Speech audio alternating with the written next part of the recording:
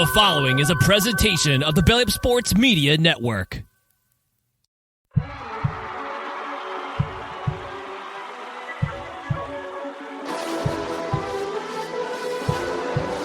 ball sends it over to Edward Robles. Goal! Insert name FC!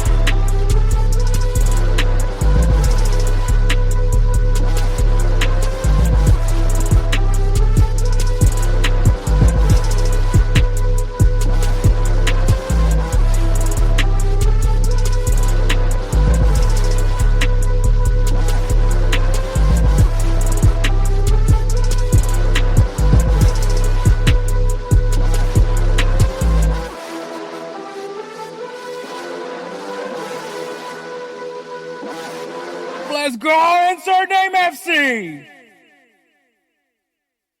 All right, guys, what is up? It is Hector Flores, host of the Insert Name FC podcast, a member of the BellyUpSports Media Network. Check us out on BellyUpSports on all things BellyUpSports, BellyUpSports.com, at BellyUpSports Media, and at BellyUp Media on Instagram and the X. And find us on all things podcasting.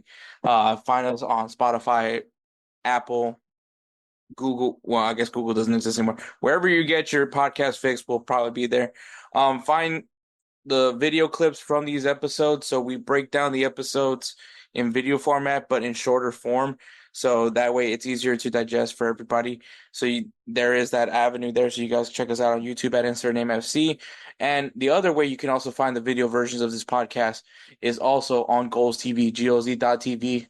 Check them out on all social media platforms at GolzTV it's in my head on Instagram, GolzTV, at GolzTV on Instagram, and on the X at GolZ_TV. Once again, GolZ_TV. And while you're at it, make sure you guys follow Insert Name FC on Insert Name FC at all things social media, Instagram, X, and also check us out on TikTok at insert.name.fc, where we do post clips from these episodes so you guys can get some attention and get raged by some of the dumb takes that we have. So there you go. This episode is a really good one, man. We have Jose Tellez from Golz TV, the mastermind behind Golz TV. We have Jose Tellez joining us to discuss overreactions headlines. A lot of juicy stuff to talk about. We got not the best week for Thierry Henry. We're talking about U.S. Open Cup yet again. And we're talking about is Vinicius Junior really a distraction at Real Madrid? We're going to talk about that. We're going to talk about Real Madrid here, which is crazy because we have a Barca fan joining the mix into the conversation. I'll be previewing the Europa Conference League because that kicks off. Also, this kicks off next week. So, all European competitions are now officially in play. So we'll see how that all goes out.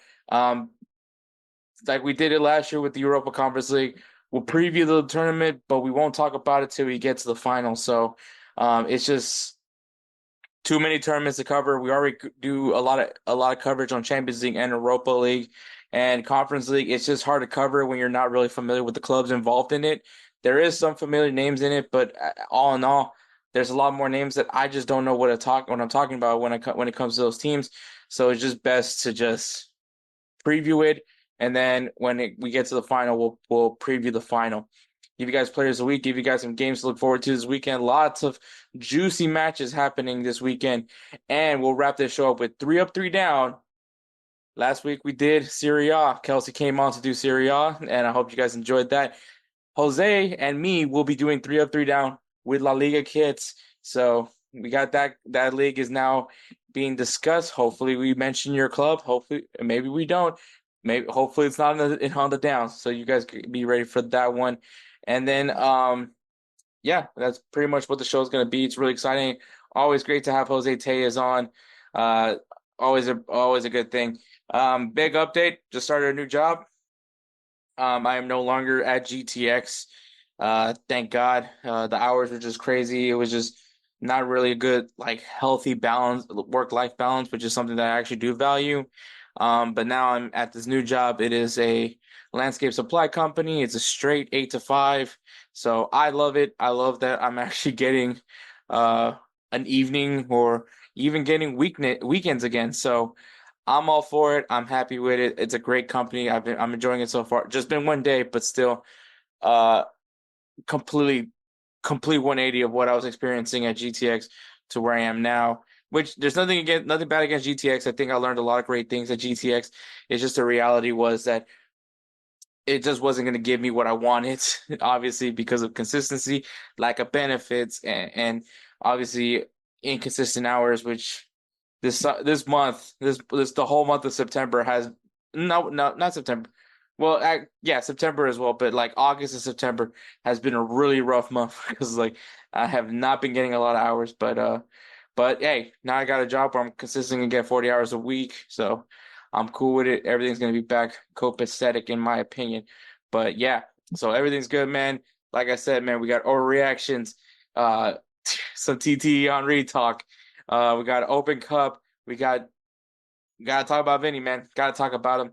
Europa Conference League and Players of the Week and games to watch, and of course 3 up, 3 down. So just sit back, relax, and enjoy this episode. Let me tell you guys about BellyUpSports. BellyUpSports is the internet sports bar. Go ahead and check out their website, www.bellyupsports.com, to read some great articles from great writers all across the country, from hockey, baseball, golf, soccer, you name it. BellyUpSports is the premier, not your average website. All right, guys, special guest. It's been a while since we had him on, but it's always great to have him here when we can. It was always great conversations with this guy, and that's obviously Jose Tellez. I don't know why I threw Tellez. Tellez, the mastermind behind Golz TV. Obviously, you guys hear me all the time talk about Golz TV. I'm sure you guys have been checking out Golz TV. If you haven't, go check it out, GolzTV. Great content. You'll see me there every once in a while. And of course, all the amazing content that's going in the U.S., but also outside of the U.S. now. Golz TV is now international. So Inter Goals is what we're calling it now. But I like that. Jose, great to have you back, man. Yeah, Hector, I appreciate it, bro. I'm excited for this one. Yeah, it's been a minute since I've been on Insert Name FC. We got a lot of fun to talk about, bro. Let's jump into it. Yeah, a lot of juicy stuff, man. But obviously, another week has gone. Got some overreactions. So what is your overreaction for this past weekend of footy? Man, tell you what. So this past weekend, man, so much went on. La Liga had a bunch of crazy storyline. Yeah, rivalry weekend. I couldn't even keep up. I'll be honest. It was Sunday all alone actually was crazy. But I think how can I not point to this? Because I've been fuming about it since this morning. Bro, we come off this game, right? A rivalry that's almost kind of birthed itself in between Arsenal and Manchester City. I'm gonna say this right now: Arsenal was robbed in broad daylight, 1,000%. Like it's actually insane when I see low IQ Manchester City fans on the timeline trying to ridicule a 10-man Arsenal for failing to secure 3 points at the Etihad. It almost doesn't even make sense, right? It's almost trolling to the point of delusion, and you're just comfortable with everyone knowing that your football takes are shit. That's what it feels like just reading the timeline the last few hours plus. I can't say this enough. This is an overreaction for me in a good way. I am so damn proud of Arsenal, bro. It's so unfortunate that the Gunners couldn't, walk with all 3 points. But at this point, bro, I understand why Bernardo Silva and Rodri say the dumb shit they say in interviews, right? Like the mentality, right? Mentality this, mentality that. Like I understand how rattled they must be by now, right? 4 games now in a row not beating the Arsenal when you can beat everybody else. Arteta seems to have Manchester City's number through and through, and it gets to them. It gets to their fans, bro. Like, and I know that, they're going to feel like today felt like a win because they exit at the top of the table. But we still have to play this game at the Emirates, and that's with a healthy Martin Odegaard, presumably, right? So, bro, there's so much to love about this team and Arsenal and how they were able to sit back and defend the best team in the world by far. When they're not just playing against the best team in the world, they're also playing against the referee and Michael Oliver, who, by the way, needs to be fucking looked at by somebody, bro. The connections he has to Manchester City's ownership group, the incomprehensible double standards that exist at the Premier League level when being compared to Manchester City. it blows my mind. And I'm not one to make excuses, and I'm not making an excuse. At the end of the day, we drew, and I thought it was a very hard fought point, and we deserved minimum at least that. But dude, for being a super team, I'll be honest, I'm not scared of this team anymore. I'm really not. There was a time where a lot of us were. I'm not. Like, City, bring it on, bro. I'm not afraid of Manchester City. I think they have fantastic players, like the best coach in the world. But today was honestly a pretty weak result from their perspective. I don't think Pep Guardiola will be happy, not just at the referees, but just at how his team performed in general. And I'll be honest, bro, if we're talking about mentality, I feel like seeing them rattled after the game, still trying to start shit with the Arsenal players, it looks soft. It looks baby shit soft. And I would know. I'm a brand new dad when it comes to baby shit soft. So, yeah, man, I don't know. That's my rant for today, but very, very proud of my lads for pulling out that point. No, it was just, honestly, it was a great result. I think obviously getting a draw at the Etihad is still an impressive feat, especially when you're down a man.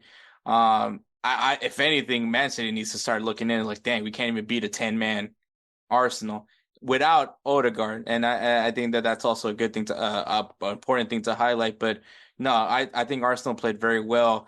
I mean, Gabby once again back-to-back goals for Gabriel. Scored a goal last week. Now scores another one this week. So it was good. It's good for him and for him. Calafiori. What a hit, by the way. Yeah, defenders aren't.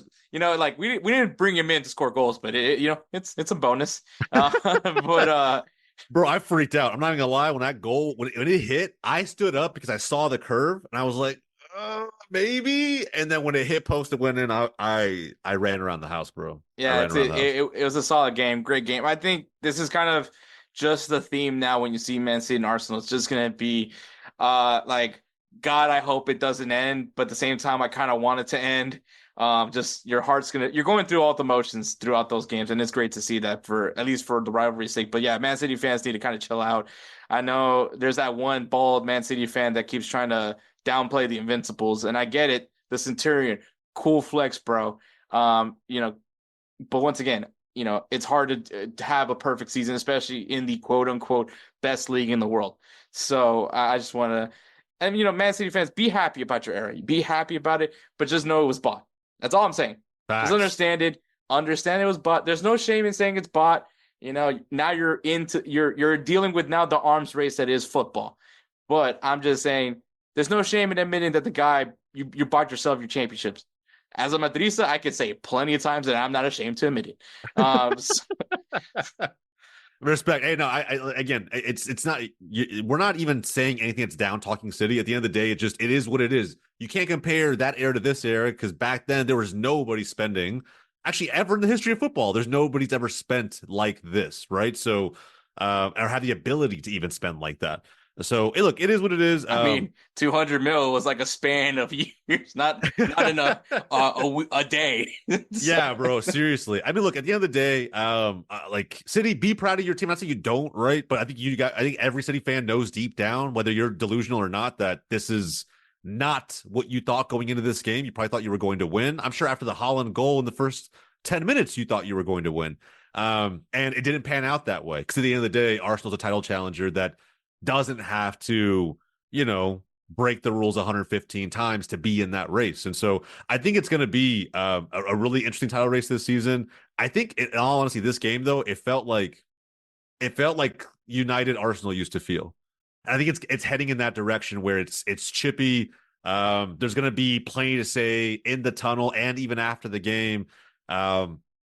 Bad blood's going to boil over. I think it's going to be interesting to see what happens at the Emirates. We'll find out later this season. But all in all, if you'd have asked me before the game, hey, Jose, are you cool with a 2-2 draw at the Emirates, getting a point without Martin Odegaard?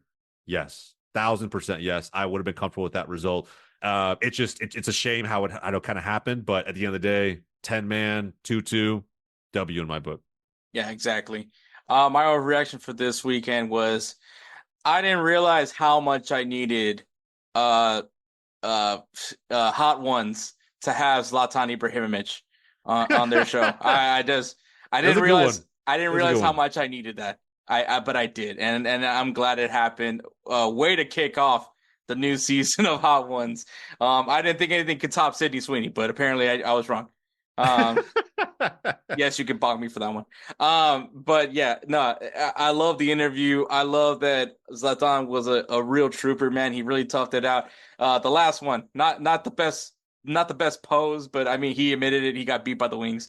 But yeah, it was great. I love the questions that he has. I love Zlatan understanding the strategy of Hot Ones. It was a great episode. I enjoyed it thoroughly. Anything Zlatan does, man. I mean, amongst the podcasts of Insert Name FC with me, Edward, and Spencer, we all agree that Zlatan is like the GOAT. It's the agreed on GOAT from us three, just because obviously Spencer is an Atletico Madrid fan, Edward's a Barca fan, and of course I'm a Madrista. So we all have our own different GOATs in our own category, but we all agree that Zlatan was just him. Like, it was just, no one could beat Zlatan, and I think that how once the world got to experience what we feel about Zlatan Ibrahimovic.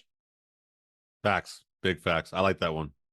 Yeah, so I love Hot Ones. It's one of my favorite things to watch on YouTube. The Beckham one was pretty good too, actually. It combines my two loves, interviews and I love wings. That's like my guilty pleasure. Like Hell yeah. If I'm not eating pupusas and tacos, like I'm messing up some wings. So, but as a matter of fact, that's what one of me and Edward's favorite things to do is go to Pluckers and enjoy some wings while Edward is just flabbergasted at the hot waitress.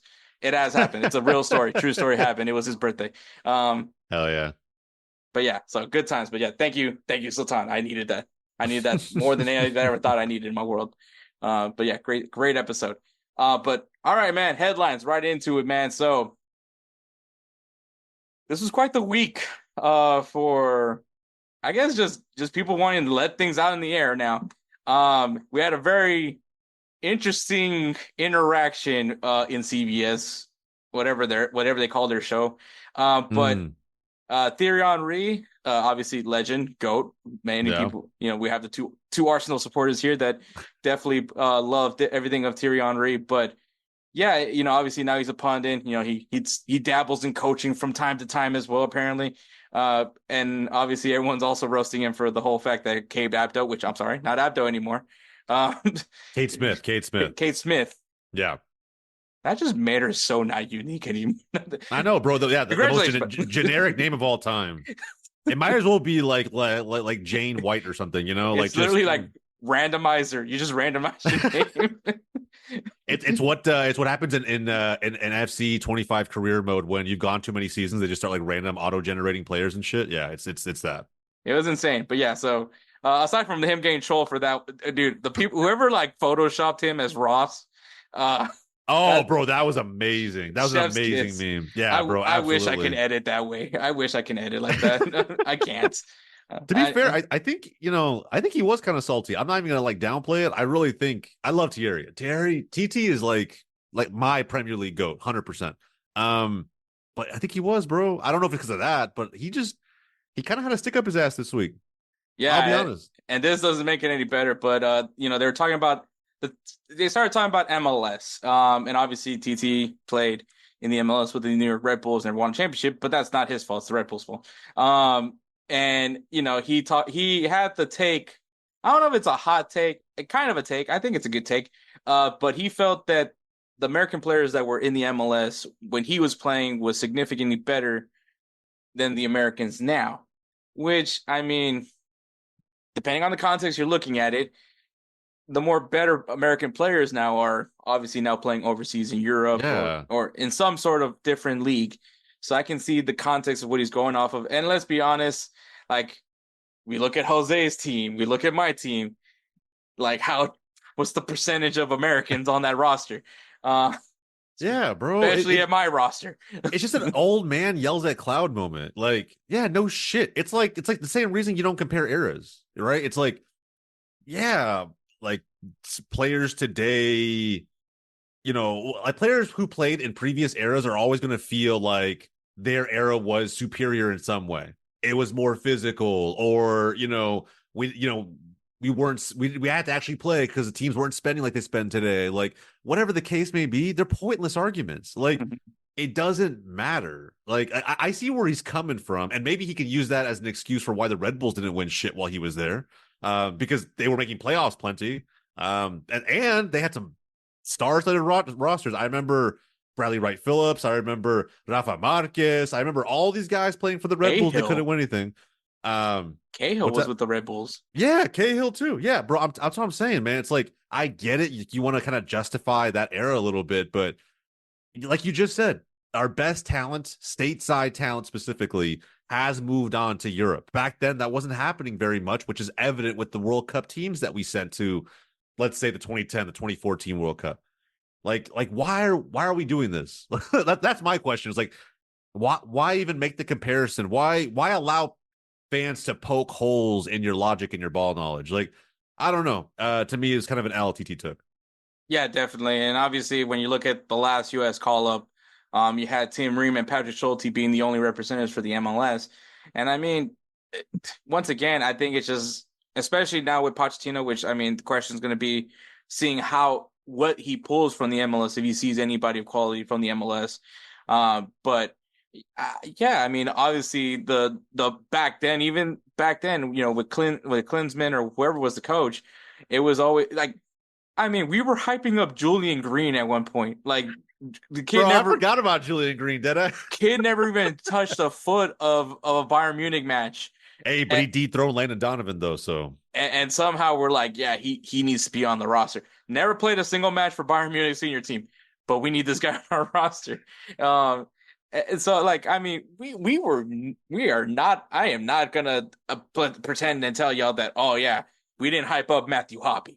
Like, we didn't do any of those things, but we did. And it was because, they play in Europe. And I mean, that kind of goes back to it. Like, that, yes, now we have more American players in Europe.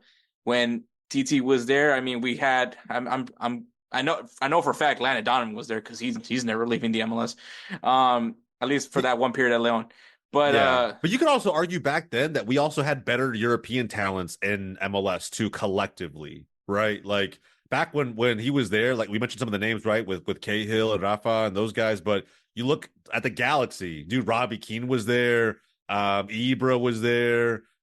This is coming off the back of the whole Beckham Stinton era. Like, there's, like, I don't know. To me, it's just not a fair comparison at all. It looks salty. It just looks like you're trying to justify your time at MLS because there wasn't a whole lot more to show for it. But there's so many holes to poke on both sides of the argument. Like, it didn't make sense. It didn't help him at all to bring this point. I think he just didn't want to get roasted in front of Kate Smith, which I don't even remember the guy that he was beefing with in the interview, that he was like, I was your replacement from the Red Bulls. It was Greg. What's his name, bro? I remember him. I actually do remember him. But, like, obviously he's trolling when he says, I replaced you. Like, bro, you were the next one in line, but you didn't replace Thierry Henry. Nobody replaces Thierry Henry. But it's just like, bro, he took it way too personally. Like to justify it way too personally. And, like, I think it was just an L week. The reactions I saw with him, interaction between him and Kate on the show, the Pulisic part of that interview, right, where he kind of just, like, defaulted to not saying anything and passed it along to the next person. Like, all of that, the whole week of Champions League matches, I don't know. Thierry's his attitude got kind of exposed a little bit. Yeah, not a great week for Kate. I mean, great week for Kate. Obviously, great week for Kate. She got married. Happy for her. Yeah. But yeah, not a great week for TTR. Like, you know what? I might use the art for this episode. Might be the Ross on. Dude, honestly, it would be that's a good idea. You should do it because it summarizes how his whole week went. I think I have to now. You should. You definitely should. I'm definitely doing it now. But moving on. Hey guys, this is Hector from the Insert Name FC podcast, here to tell you guys about Canadips. It is a great tasting, superior alternative to traditional dip, using CBD in a way that is radical, enjoyable, and effective. It comes in 5 core flavors: wintergreen, mint, citrus, mango, and American spice. Canadips CBD is the new evolution in dip, allowing guys to enjoy great, long-lasting taste without the downsides. If you guys want to go ahead and try them out, use the code BellyUp20 at CanadipsCBD.com. Once again, BellyUp20 at CanadipsCBD.com, and you'll get yourself 20% off your purchase. Thank you again for Canadips for being a great partner of BellyUpSports. Funny enough that this is now, we're going back to this because me and Jose talked about this a few episodes ago, but obviously this whole MLS US Open Cup beef continues. Obviously, I think LAFC and Sporting Kansas City, they're going to be facing off for the Open Cup. You know, potentially LAFC going for another trophy. Sporting Kansas City, they need a consolation prize. So which is kind of like, once again, what we said last time. It's like we treat the Open Cup like the Carabao Cup. It should be treated like the FA Cup. We want to give it the respect of the FA Cup, being that it's our oldest, longest running tradition, that any sort of soccer tradition that the US has is in the US Open Cup. But like I said, it kind of does get treated as an afterthought. And yeah, I mean, obviously MLS made this huge statement this past season, well, in this season, that they were going to start moving away from the US Open Cup, giving the option that the MLS Next Pro teams will be representing the MLS teams instead. And then all of a sudden, everybody was a big fan of the US Open. Kind of sums up Lincoln Park fans. All of a sudden, you become this diehard Open Cup fan. And, you know, now it's just not going to be the same unless the MLS teams are on the Bro, facts. Most people really aren't. Most fans aren't fans of the Open Cup until their team's like in the semi or the final. Like usually, most fans don't pay attention until it gets to that point. It's evident in the attendance numbers. It's evident in the viewership. Like I want U.S. Open Cup to be relevant as much as everybody else does. But let's be fucking real. Nobody's paying attention until the end stages, the end game of it all, if you will, because a trophy's on the line and you want your club to walk away with something. More often than not, there's a club who's involved, like Sporting Kansas City, who needs a consolation prize at the end of the year to make honestly, this year worth it's it. very fitting that it's Sporting Kansas City versus LAFC, because this just best summarizes what the U.S. Open Cup is. Facts.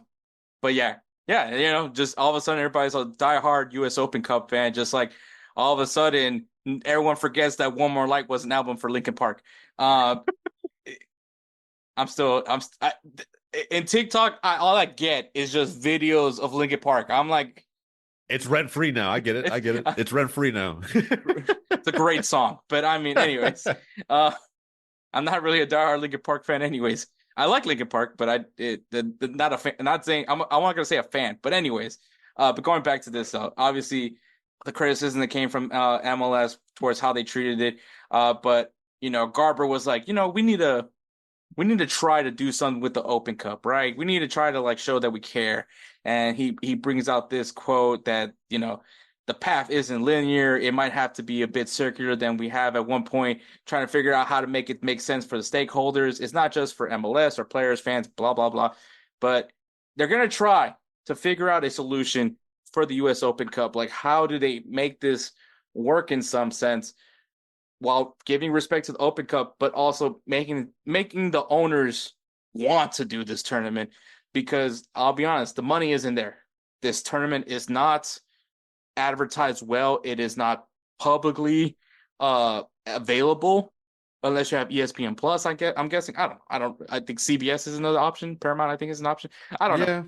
YouTube, it pops up on YouTube every once in a while too. Yeah, well, they're unlisted videos on YouTube. So like usually you have to go through like the US like soccer federation website to watch the games. That's like, another avenue I've seen as well. But here's the thing, bro. They can honestly, I'm thinking this is at least more positive than Don Garber's stance on the US Open Cup previously, like when everything was first announced. And I think the tune changes slightly because let's be real, Leagues Cup has dropped off in hype dramatically. Basically, if Messi's not involved, there's nothing really to tune into. Nobody really cares. Like, I think some, fans turned up in droves in the earliest stages of the tournament when a lot of the Mexican teams were involved.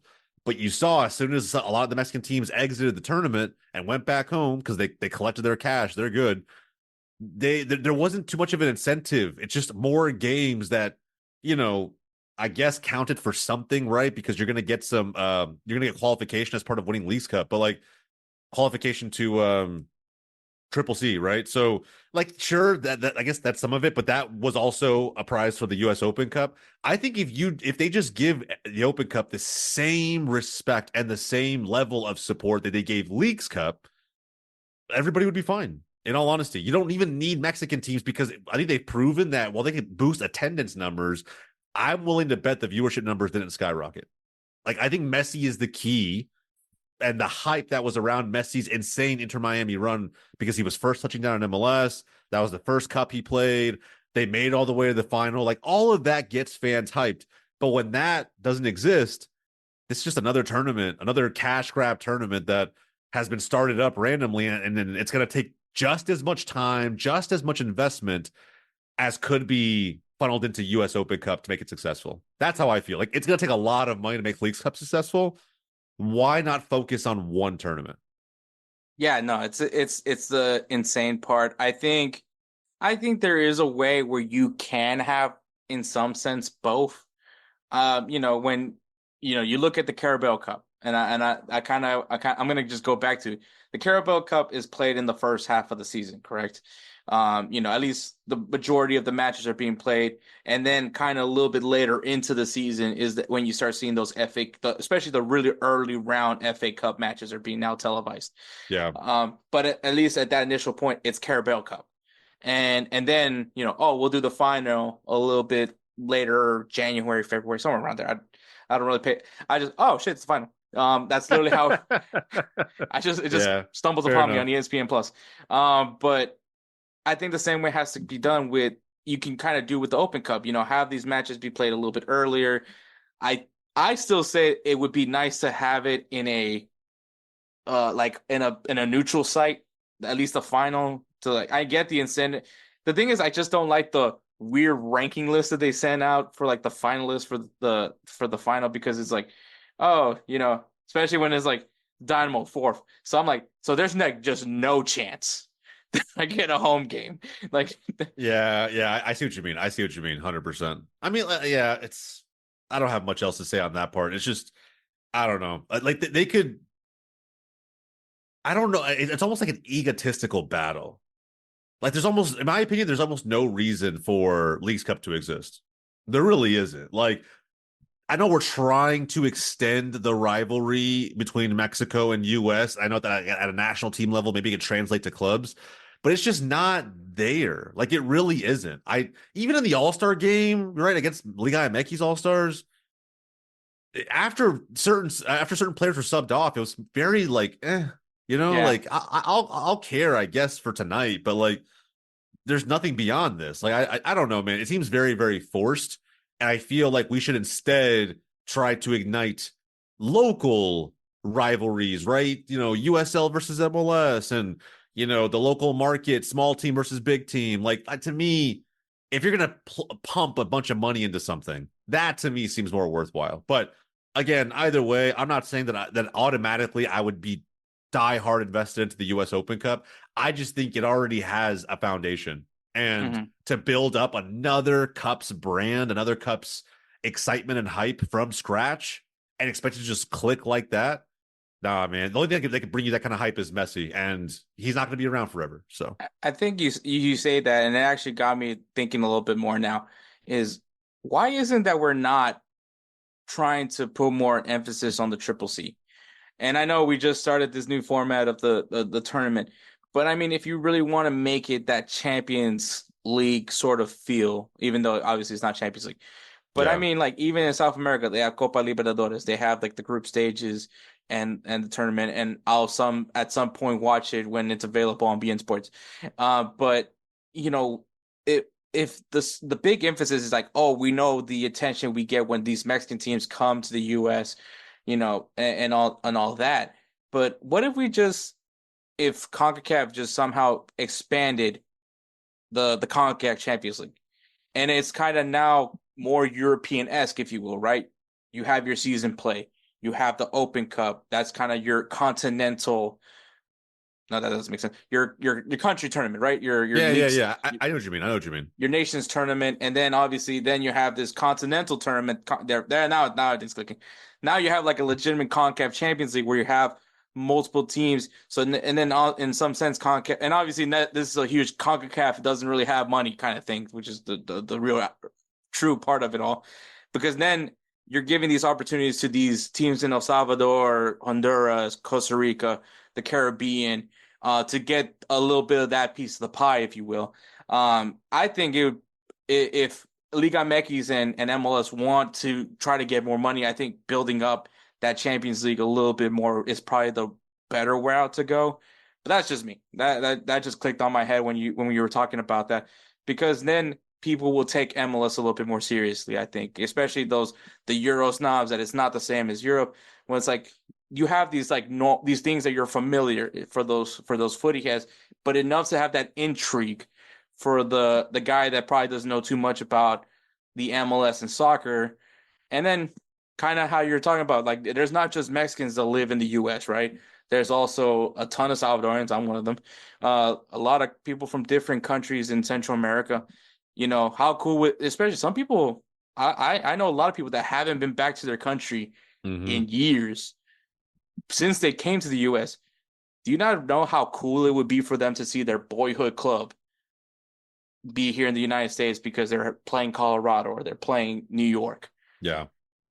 And I think that would be a cool thing. We're gonna see it too with next year, right? With the FIFA Club World Cup when it's here. Like, we're gonna get a little bit of that feeling. So I agree with you. Like, why not put more emphasis on the qualifications for that tournament? Stop focusing on like what the proper entry point should be and just focus on making Triple C as competitive as possible, and then decide what competition is going to give you the best chance to do that, because all of it means it's going to be a win for MLS, right? So like, I think we'll get a sense of that, in the FIFA Club World Cup when we see, Seattle Sounders taking on Real Madrid potentially, right? We don't know.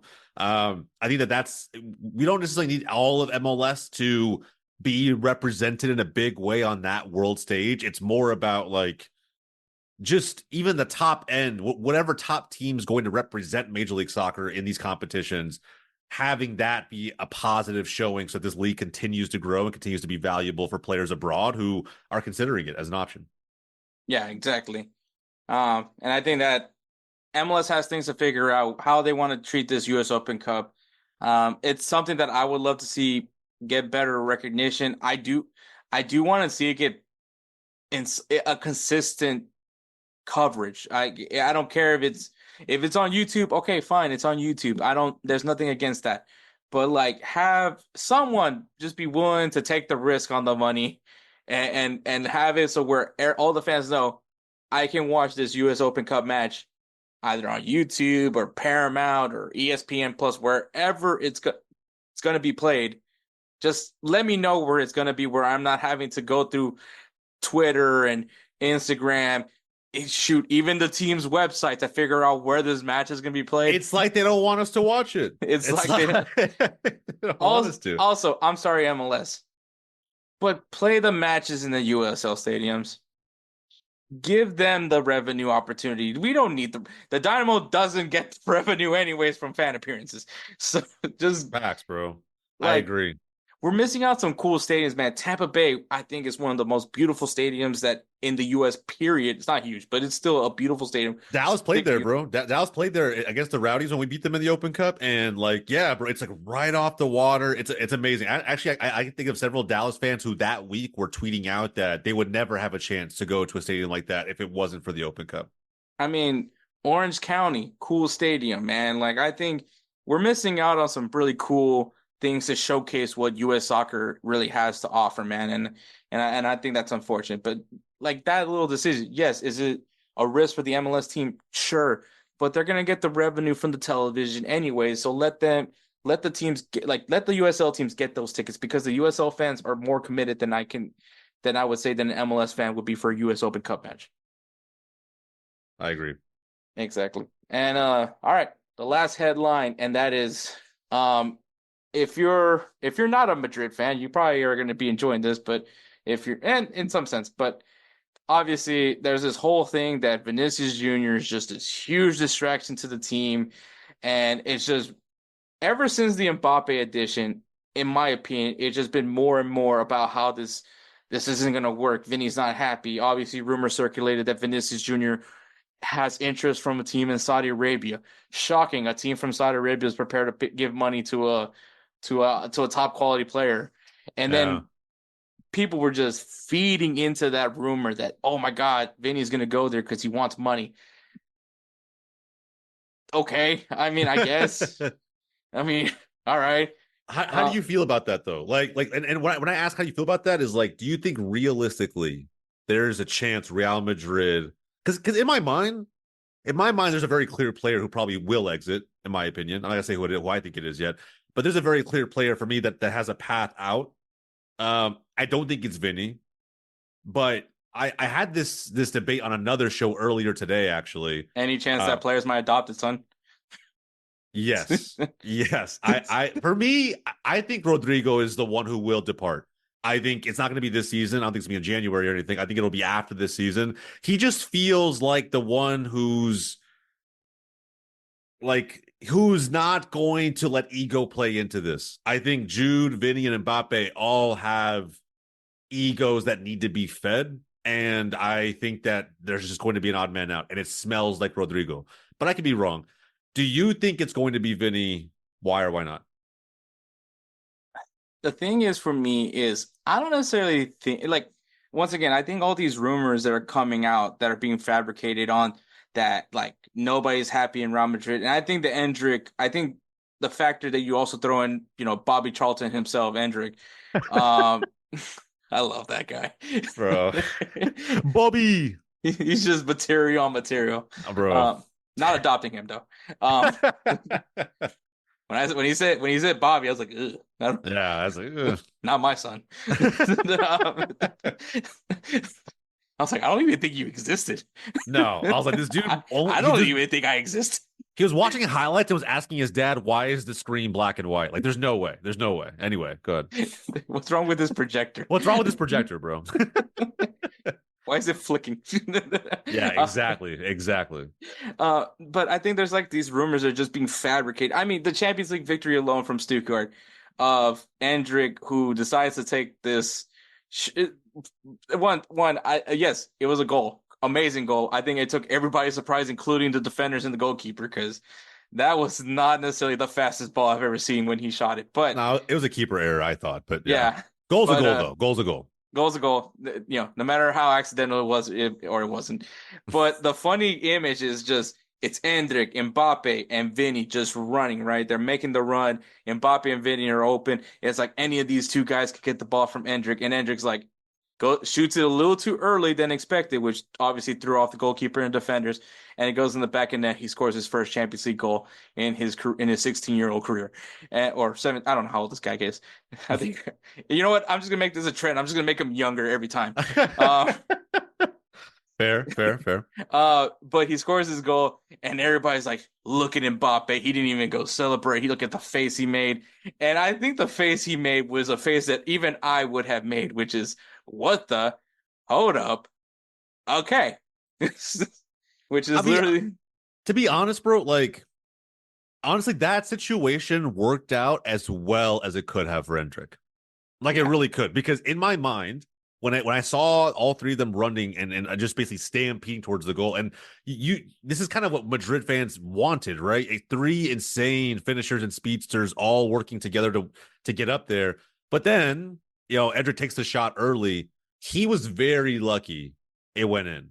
I think if that doesn't go in, it may not happen publicly, but guys like Mbappe and Vini and Jude and Rodrigo, they're going to hold you accountable. Like, in the locker room, they're going to kill that young man's confidence, I believe. And since he scored, it's, you just avoid that whole scenario that could become toxic, right? And that's just one little example. I think Endrick is probably going to end up going out on loan. That's just kind of my theory. I think he's too young. I think there's so much star power on Real Madrid that, like, it's in his best interest to keep developing, just on loan, just try and go play somewhere. And I'm sure you can add value to another team. And be the guy. If you want to be the guy somewhere, I can tell you right now, at 16, 17 years old, you are not going to be him at Real Madrid. So, there's probably something there, but yeah, man, I don't know. I mean, going back to Vinny, how do I put this? I'm trying to think of a way that I can put his antics, because, like, I think he's not the first shithousery player we've ever seen, right? If you watch the Prem, we all know Jamie Vardy's a shithousery player. We all, like, there's these guys exist, right? Their antics are what make them cult heroes. Dibu Martinez, perfect example, like a cult hero for Argentina, but so many fans hate him around the world. Antics are one thing, right? I do, though. I feel like I can see where the distraction, topic of conversation comes into play from their perspective as a Real Madrid fan. At your perspective, Hector, just it feels like it's too easy right now with him becoming this icon for say no to racism, which I think is awesome, by the way. He needs to continue going down that path, but he needs to go down that path in a way that doesn't pull away from the efforts of his team. Because at the end of the day, right, when I say go down that path in that manner, I mean the team is first and foremost always. Like, I get that racism is bigger than, just about anything and everything, but I don't believe there's anything Vinny can do or say right now that is going to change behaviors. Like, I just don't. Like, be consistent, but it should never trump what the team and what the team has their focus on. And I think at the end of the day, too, if you're going to bring all this shithousery nature to your game, one thing I've never seen guys like Jamie Vardy or Dibu Martinez do is play the victim. I've just never really seen it. I understand racist remarks and getting upset and letting that kind of be the motivation for how you act at times, but it shouldn't be the excuse always. Like, there should be some ownership in, how he acts and when he gets treated the way that he does. And I can confidently say it isn't always racism. He's not always getting jeered by fans because of the fact that he's dark skinned. Like, that's just not always it. Sometimes people just hate him because of how he is, how he plays. I think back to Munich versus Madrid last season, and you remember when Kimmich went to go grab the ball, give it to Vinny. Vinny kind of like grabbed it and let it down again, and like he's just fucking with him. I'm like, dude, that shit right there is a perfect example, right? Is that like those antics after a while as a teammate, I was like, all right, dude, can you just play ball? Like, the best players in the world, just shut the fuck up and play ball. Mm-hmm. And I don't want to boil it down to like just that. Like, he should be outspoken on certain issues, but nothing should trump the team. And it's starting to feel like slowly it's wearing on some of the bigger personalities. And I definitely, I get 100% what you're talking about. And I kind of talked about this in last episode as well, where I was like, I have no problem where players speak on issues. Like, I'm not one of those guys that say shut up and dribble or stop complaining. You're getting paid to play. You're getting paid $1 million to play a game. You should be grateful. Anything like that. My thing is that obviously if you're going to speak on a matter, be informative, know what you're talking about, and not look like you're just a kid trying to have a temper tantrum. Which is the problem is that I feel like he tends to really be around that line, right? Like he flirts with that line a lot, where he clearly stands for something which is clear, like it's unacceptable. Like, especially because this has been an issue. Racism in football has been going on for many times. We've seen it for eras and eras. Obviously I remember when Dani Alves, when fans would throw bananas at him, at matches, and same thing. I mean, a few years ago happened in Porto, in a Porto match. Porto fans and a Porto player left the field because of what happened.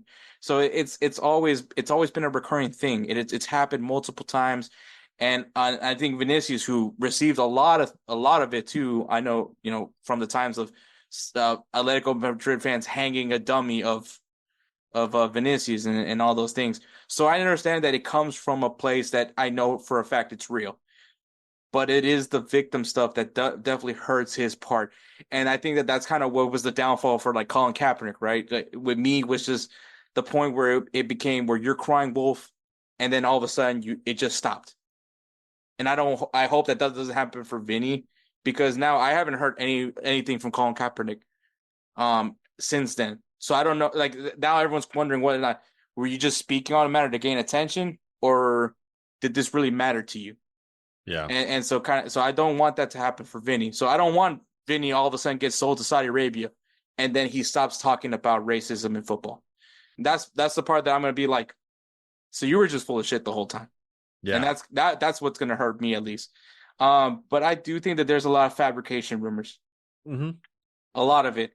The him and Mbappe aren't getting along because Mbappe and Vinicius wants to be the guy, and Mbappe, I don't think that's true at all. I see how they play, and I think that they're still trying to figure out their play style.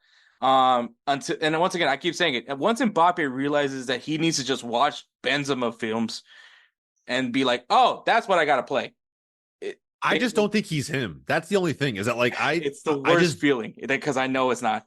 I know it's yeah not. yeah. I just don't think he's a nine. He's not a striker. He's never going to be like someone who's clinical that you could just count on in front of net. He'll score goals. Like don't get me wrong.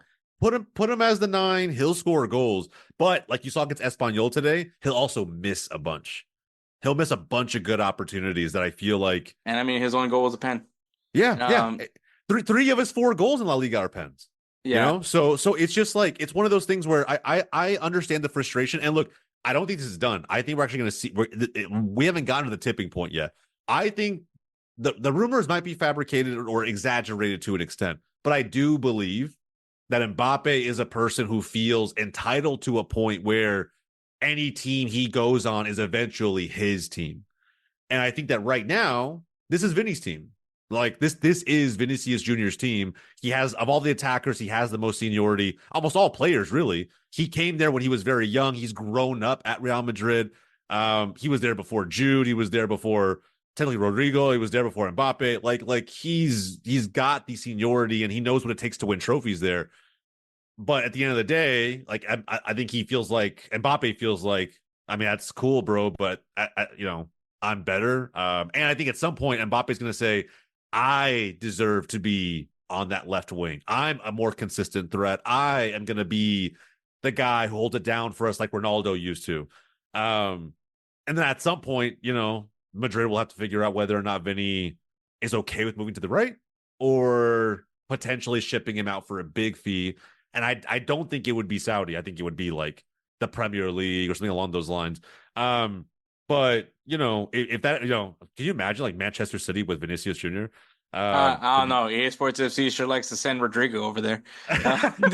Um, I Yeah, I think that's where if Vinny does get to his breaking point, I think there's going to be a moment where Real Madrid, and I'm not saying Vinicius or Mbappe, but when Real Madrid, if this experiment doesn't work out, and right now it's kind of hard to say that it's not working out because obviously they're still getting points, right?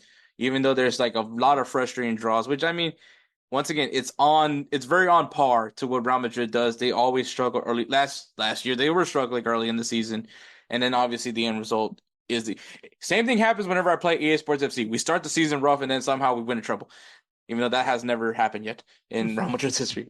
But like and for people getting mad at me, oh, of course you play with Real Madrid and EA Sports FC. As a matter of fact, I don't start with them. I start with the Dynamo, and then like by 2035, Real Madrid's kind of a weird looking team that I have to fix. So different strategy. But yep. anyways, but going back to this, I don't see Rodrigo leaving. And maybe that's because I'm biased there, being that he's my adopted son. But I see his commitment to the club, and like to me in my eyes, he's the only one that I see that's trying to make this work. Cause you see him, you see him move central when he sees both Vinicius and Mbappe for some reason on the left wing for no apparent reason. He's the one that goes up front. He's the one that hovers around trying to be at least available in case of a set piece a cross happens. Yep. Or you see him trying to make plays. You see him trying to get Mbappe involved. You see him trying to get Vinny involved. I mean, the goal he scored against Espanyol, that's a hard shot to make off a volley like that. But Yep. he did it. He always seems to be the guy that I think he wants to make this work. He wants this, because there's a chip on his shoulder, which I love. That he's like, people keep doubting me. I'm not in the Ballon d'Or race, and I'm still doing my part for the team. Like people see what I do. Hector's my adopted dad, and, and like Yeah, I get it. I get it. so. I do think that there's going to be a crossroad for Real Madrid where it's going to be either Mbappe and or Vinicius. And at that point, it's just going to be who the club sees can continue what they hope for Real Madrid. Rodrigo could become eventually an afterthought, and maybe he could go somewhere where someone values him, which I can see happen. It's not the most out of realm possibility. Real Madrid has done this plenty of times. Look at Arjen Robben for prime example. Players that maybe weren't necessarily valued at Real Madrid when he was there, but then when he left, got loved. Unless you're from Mexico. But like I do think that there's going to be a crossroad where either Mbappe and Vinicius look at each other and be like, we got to make this work in some way.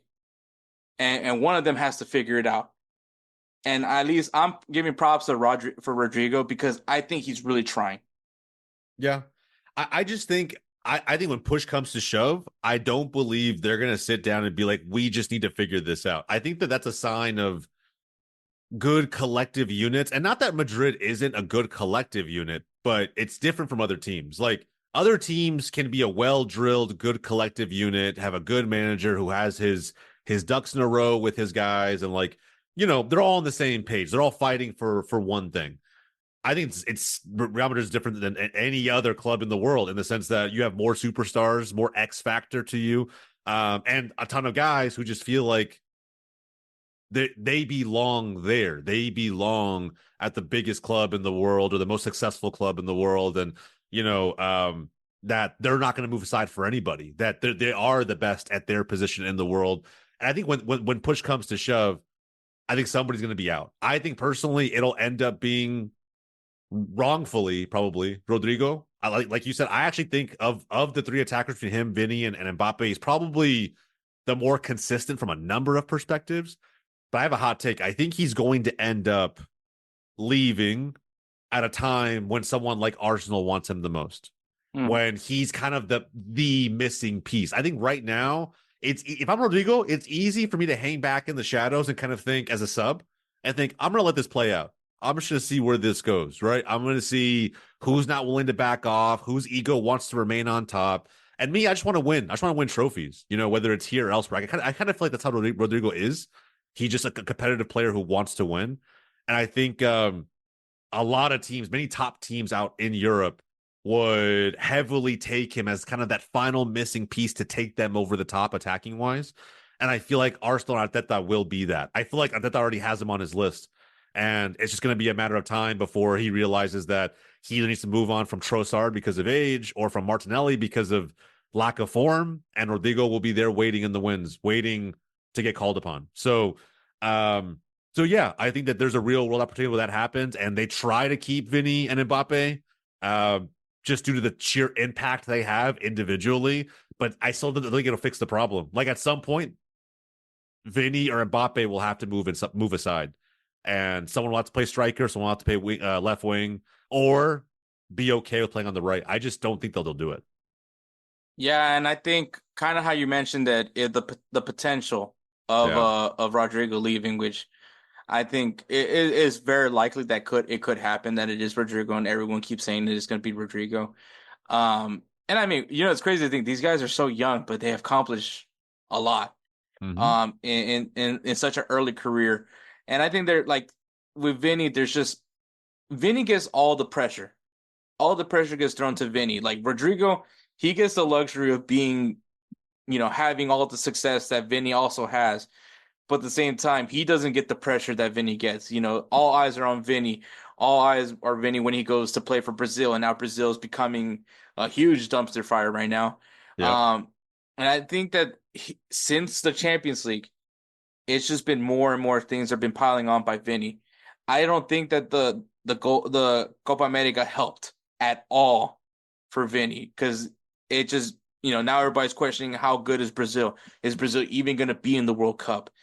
This is the worst Brazil we've seen in years. All the things have been said, and the pressure goes back to him. Why is Vinny focused on putting extensions on his head instead of playing ball? Why is Vinny over here talking about racism when he's clearly not, he's fighting for his winger position right now with Mbappe? And those are the things why is Vinny even talking about Spain shouldn't host the World Cup? Like, you should be worried about qualifying for the 2030 World Cup. Those are the things that are getting thrown at him, and it just piles on and piles on and piles on. And I think that Vinny eventually is going to have a breaking point. And I don't know when it's going to happen, but yeah. Do I think he's the distraction? I don't think so. I think, once again, it's just fabrication from people just putting it on him. It's just the things that he does that people want. Like, I mean, last year, people were calling everyone always calls Vinny a distraction. It's happened last year. Dead ass, my brother was like, I'd rather have Brahim Diaz than Vinicius Junior on the wing because Vinny is a distraction. And I remember just looking at him. I'm like, just tell me you don't like black people.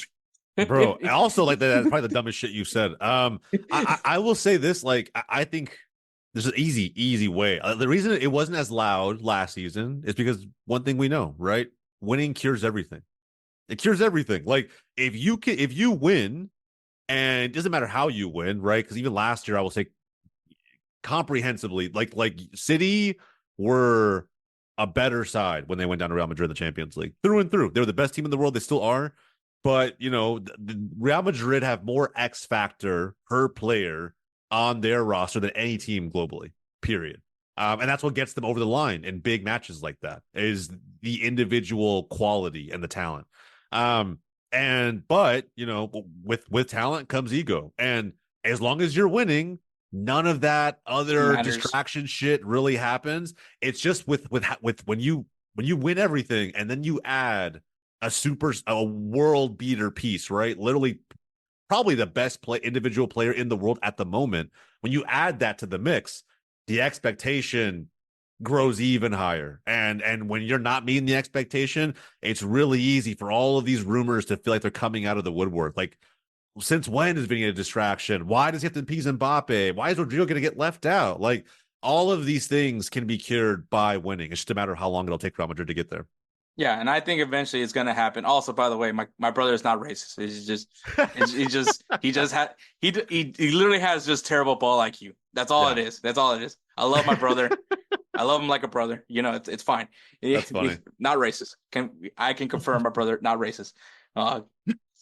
But yeah, no, I think eventually it's gonna work out. Same thing that happened last year with Bellingham. Everyone's like, oh, is it really gonna work out? And then Bellingham becomes a goal scorer. And obviously we know how that season turned out. Last year I was literally complaining about the formation. I was like, I don't like this 4-4-2 diamond. Yeah. Eventually they moved to a 4-3-3. Eventually they moved back to it. But I'm just saying, this is like on point Real Madrid. Real Madrid always starts slow. They just do this. They haven't received a loss yet, knock on wood. Especially as, we got the Madrid derby coming up. And obviously I don't want to lose that because Spencer and me and Edward's stupid jersey. Well, now it's a jersey bet between me, Edward, and Spencer since we're not doing the singing bet anymore for copyright issues. But don't worry, Edward will still sing at the end of the year episode. But I think eventually things will start clicking from Real Madrid. Like I said, right now it's just trying to fix the details. People were shitting on the midfield. People are shitting on the attack. Like, out of nowhere, all of a sudden, Valverde is not a great midfielder. All of a sudden, Shishami is not a great 6. All of a sudden, oh man, this team looks lost without Toni Kroos. Like, all of a sudden, this is happening. But then let's go by January. Let's see how this team looks. And then all of a sudden, everybody's like, this is the best team in the world. It's undeniable. Kind of. These are just emotions that Real Madrid fans go through. Yeah, it's the most. It's like copy and paste. It never fails. I've seen it too many times. This is where I'm like, when I look at Edward and I look at you, Jose, and I know that you guys can't stand certain Madridistas, and I'm like, I get it, especially when I got attacked for the Spanish Super Cup not being treble worthy, and everyone all of a sudden called me a Barca fan.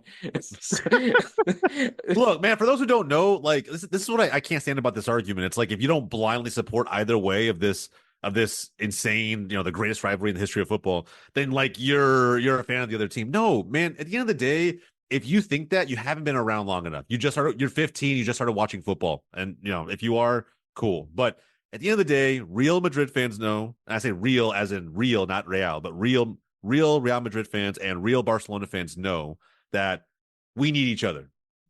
The only way that this rivalry continues to be the pinnacle of football is if both teams are good. It doesn't do anybody any good for either team to be bad, right? So the years where Barca was down, I honestly, I don't even think I had as much shit talk from Madrid fans as I normally do in the seasons where we're good. Like, it's just one of those things where it feels stale. It doesn't bring fans to the table like a Clásico where both sides are very strong, two of the best teams in the world, and it's straight Saturday Night Lights for 2 hours. Like, That's what you want. You want those moments. You don't want. I don't care about steamrolling Real Madrid. The games where we have, right, like the 5-0 or whatever, like they're fun in the moment, but like after that, it's like cool. Now let's go win the next one. I want El Clasico to continuously be a match that we all look forward to, all mark on our calendars, and that in order for that to happen, both sides have to be good. So we Exactly. real fans know on both sides that we want that to be the case. And I think kind of like how me and Edward always talk about it. I always say plenty of times, man, Batman needs his Robin. I mean, Yes. not Batman needs his Robin. Batman needs his Joker. Right. Like, I can't, just like Joker can't cause mayhem without Batman stopping him. This is why Batman never kills the Joker, right? Because he needs the Joker. Like, he can't, his life isn't fulfilled unless the Joker's out there roaming the streets causing chaos. Like, that's how this relationship is with Barcelona and Real Madrid. Also, if this rivalry isn't great, it's hard to defend La Liga. It just is. Yep. And I've told people plenty of times, man, you guys like diss La Liga as much as you want, but until you see what it's like to go against Espanyol, which is an annoying team, I hate that they got promoted because they're one of the most annoying teams in La Liga because they're that team that ruins your record. Getafe is one of those teams that like somehow ruin that. That's the match that ruins your chances of winning the La Liga that year. There's always some weird mid-table team that got the better of you, and now when you're sitting in second place, you just go back at that game. If we just got those 3 points, we wouldn't be in this situation. Because there's been times where Real Madrid has won both El Clásicos and still finished in second. It's like, that's just how crazy La Liga can be. Like, you don't have to win the rivalry games. It's great. You get bragging rights, but then you don't win the most important thing, which is winning La Liga. Yeah. And bro, Girona swept us last season as Barcelona, and we still finished ahead of them in the table. That's exactly what it is, man. It's just insane. Yeah. But exactly, man. I once again, to like kind of wrap this all up in a pretty bow for Vinny, I think winning is going to help. I think Vinny's always going to do Vinny things. He's always going to do his antics. He's going to go dress up the wazoo for the fashion, which I mean, all players do this. Like, he's not doing anything that anybody else is doing. No, but it's when they're not performing is when there's concerns. And weirdly enough, he's still performing. Like, he's still scoring goals. He's still got an amazing assist to Rodrigo. Like, he's still playing ball. Yes, he has his antics. He does the time wasting. But that's what is it. He's going to do those things. And I think it's not Vinny if he's not playing like that. But once Real Madrid starts winning, people are going to stop. No one's going to start saying Brahim Diaz should be starting over Vinicius Junior. That's what's going to happen. Big facts. But yeah, so that is headlines, man. This won't be the last time you see Jose in this episode. He'll be in for our end of 3 Up, 3 Down segment. But Jose, always a pleasure to have you on. Tell the good people that's what's going on with Golz TV, man. Yeah, absolutely, bro. No, of course, as always, guys, go check out Insert Name FC on Golz TV, GOLZ.TV. Big month ahead in October. Fingers crossed. I'm gonna say that because we're still kind of in the final stages of development, but mobile app is coming soon, man. It's about damn time. I'm excited. It'll be launching, and we're excited to get feedback, man. So if you're a footy fan who appreciates content made by fans, when that app drops, I'll probably come on Internet FC again. Gotta leave my plug, And I encourage all of you guys to go download it for free. Check it out. Watch Insert Name FC. Watch any other show. There's plenty there. And any and all feedback that we can get from you guys as the fans, we'll take it because it's the only way that we get better. But no, Hector, I appreciate it, bro. Always, man. So we'll go take a break, and then we'll go right into the Europa Conference League preview, and probably the only time you'll ever hear me talk about Europa Conference League because till the final.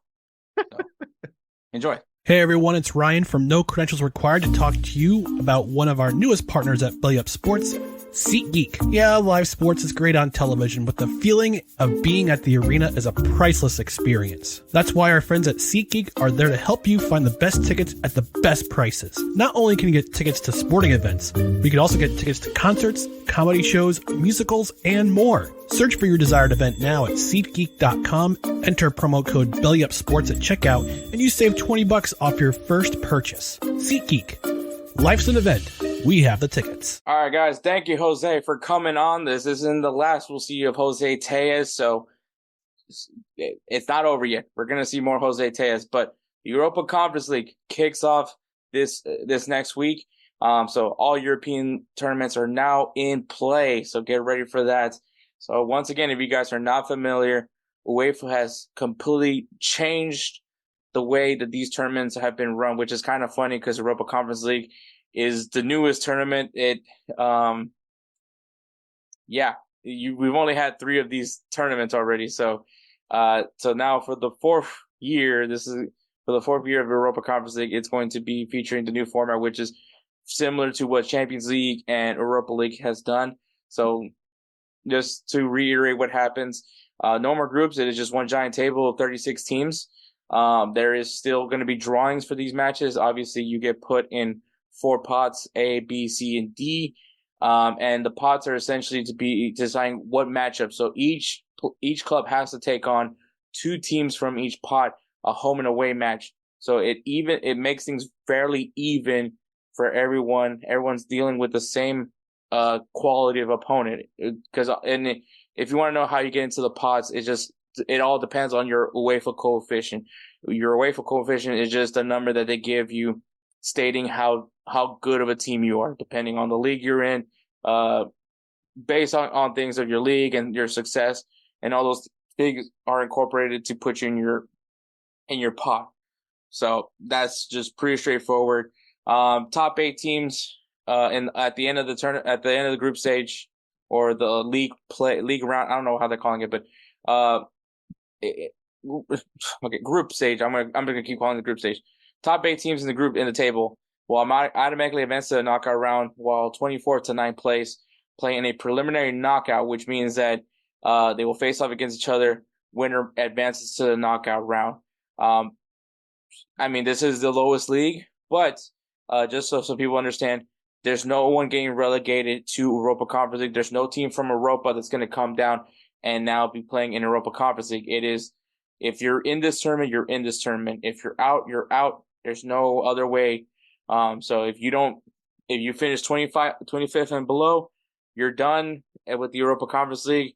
And if you get eliminated from the preliminary round, you're done with the Europa Conference League. There's no Europa League coming into this tournament at all. This is how the tournament is going to be done.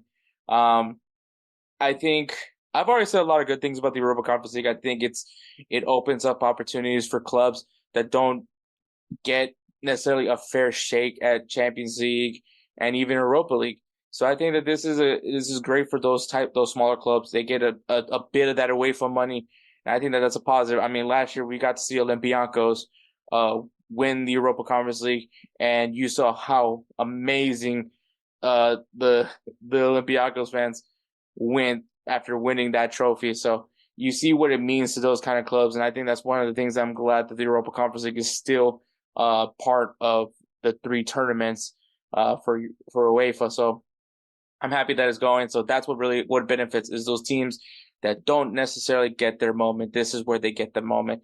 And I think now that it's more open, especially the way that this format is now, I'm still going to try to see if I like it or not. I'll make my final assessment at the end of these tournaments. But I think so far I do like what I'm seeing. I think it is there is some positives with it. Yes, they added 2 additional matches, and some people, with schedule congestion and all things. And I know we just talked about that a little bit. But we talked about last week about schedule congestion, and I think there's just really no ways of getting out of it. But I don't think necessarily that's UEFA's fault. 2 matches from UEFA. I think there's other issues. Obviously, the FIFA Club World Cup is one that I've actually spoke out a lot more on. And I think obviously just too much going on. I think maybe we have to figure out, leagues need to figure things out how to necessarily go about it. But I think that it's still important to have European competition representation at the end of the day. But who is playing in the Europa Conference League? So we have APOEL, and I'm going to tell you guys right now, if I can't pronounce the team, I'm sorry. I just don't watch you guys enough. That's all I got to say. All right, but APOEL, Astana, Başakşehir, Borak, Celje, Cercle Bruges, Chelsea, I know how to pronounce that, Copenhagen, Dynamo Minsk, Djurgården, Fiorentina, can't pronounce that, Ghent, pronounce that, Hearts, I know how to say that, Heidenheim, HK Helsinki, okay, I'm done, guys.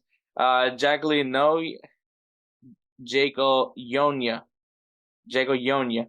I butchered that one definitely. Larny, Lask, Legia Warsaw, Lugano, Malda Boleslav, Molde, Noah, Olympia,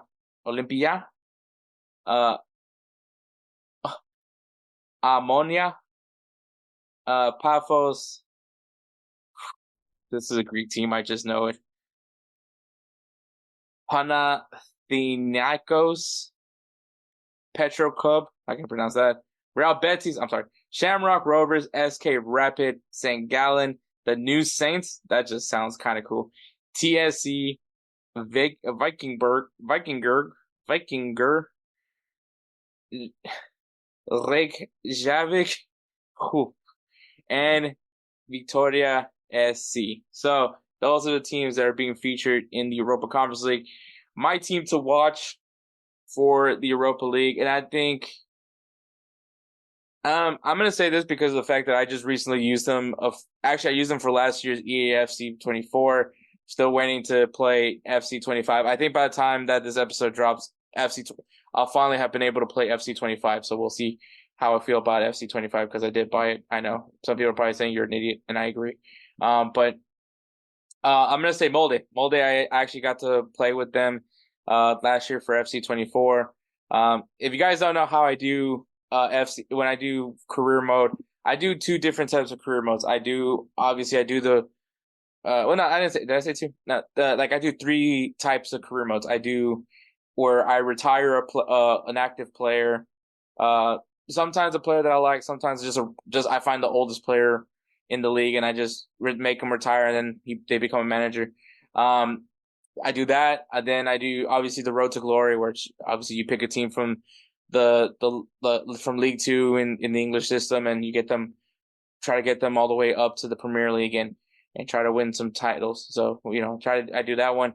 And the one that I do is I create myself as a manager. Yes, I know. And then I start with the Houston Dynamo. I try to win. I try to stay there for 3 seasons. 3 seasons I tend to find it to be a good number. And then from there I go to whichever European offer is usually there. It's usually kind of like a rough situation, but yeah, I go into that. I then try to work my way to get into one of these like top clubs. And last year, the way I had it was I went to the Dynamo. Then I went to Molde.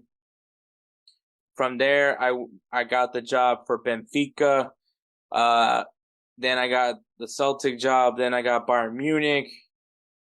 Actually, no, I didn't. I got Molde. I got Watford. So I actually came in halfway through Watford season. And then so I got them promoted to the Premier League. I left Molde to go to Benfica, then go to Celtic.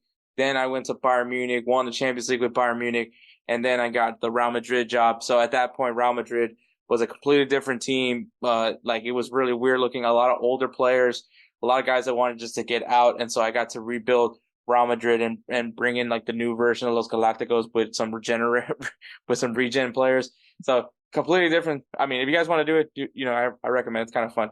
But anyways, but yeah, so Molde, I'm gonna definitely keep an eye on them because obviously that's a lot of names came out of Molde as well. So we'll see if there's any promising stars at Molde. Player to watch, man. And I think it's gonna be interesting because obviously how Chelsea at least approaches this tournament. This is essentially Cole Palmer's a way we can showcase Cole Palmer if they choose to play Cole Palmer. I think at least the way Chelsea's doing it, they're rotating the squad out, which they still have like a lot. They spend a lot of money on a lot of players, so I'm gonna say Cole Palmer. I really liked what I've seen from Cole Palmer, and I want to keep seeing how he progresses. So he's definitely a player that I want to keep an eye on if he ends up playing in this tournament. My dark horse. This gets really tricky, man, because I don't really know many of the clubs in here. And I'm not gonna say I'm not picking Molde. But I think a good dark horse will be Real Betis. Obviously things aren't looking too great for them right now in La Liga. It's still early in La Liga, but I think that this is one of those tournaments that they could probably try to flourish in. I think their style of play could definitely help them out in this tournament, and they could maybe not being looked at as a heavy favorite. I know it's kind of unfair to say because Real Betis probably has better resources than some of the clubs that are in this tournament, but I think a lot of people have this one team in particular. I mean, you can even mention Fiorentina, who was in the final back-to-back, this past year and the year before. So, I mean, are they going to finally be able to get over the hump of winning, actually win the whole thing is probably one thing. But yeah, my dark horse is Real Betis. I think they can be a really good sleeper team for this tournament. And then my favorite to win this whole thing, look, I'm just going to be honest, man. If Chelsea does not win this thing, the banter club discussions are going to be stronger more than ever. There's already a banter club discussion for Chelsea, but it's going to be stronger more than ever if they cannot win the Europa Conference League. I'm just going to say that. So, yeah, that's my favorite to win it. Is going to be Chelsea. It has to be all the money that I'm pretty sure all the money that Chelsea has spent is probably more than combined some of these clubs are in this tournament. So,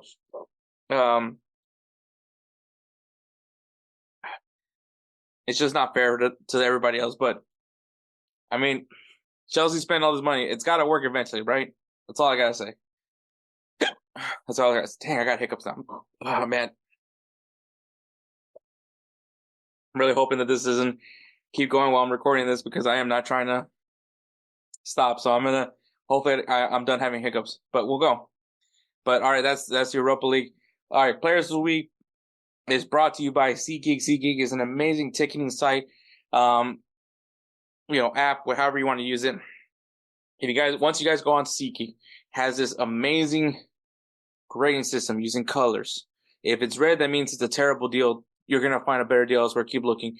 And if it's green, that means this is the best deal you're going to find for that section. So if you guys like what SeatGeek has to offer and you guys want it to be a little bit more sweeter, if it's your first time purchasing at SeatGeek, use the code BellyUpSports. You'll save yourself $20 off your first purchase at SeatGeek.com. It is amazing. I use SeatGeek all the time.